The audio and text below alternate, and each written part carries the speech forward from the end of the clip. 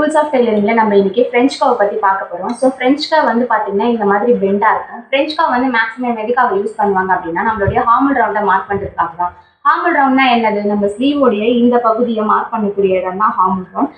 So ஹார்மல் ரவுண்டை mark பண்றதுக்கு நம்மளுடைய ஷேப்பை கொண்டு வரதுக்கும் நம்மளுக்கு ஃப்ரெஞ்ச் கர்வ் வந்து யூஸ்ஃபுல்லா இருக்கும். அதை எப்படி மார்க் பண்ணலாம்னு சொல்லி பார்க்கலாம்.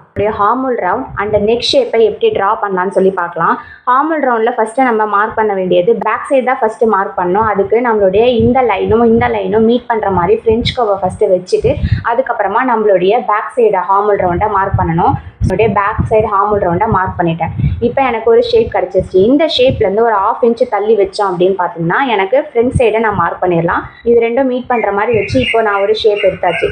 இப்போ எனக்கு ஃப்ரண்ட்டும் பேக்கும் நான் மார்க் பண்ணி ஹார்மல் ரவுண்ட் மார்க் பண்ணிட்டேன். ஃப்ரெஞ்ச் கர்வை வச்சு நம்ம நெக்கோடைய ரவுண்ட் ஷேப்பையும் மார்க் பண்ணிடலாம். ஃப்ரண்ட் சைடை மார்க் பண்ணியாச்சு. நீங்கள் ஒரு பிகினராக இருக்கீங்க அப்படின்னா ஃப்ரெஞ்ச் கர்வை யூஸ் பண்ணி மார்க் பண்ணுங்கள். உங்களுக்கு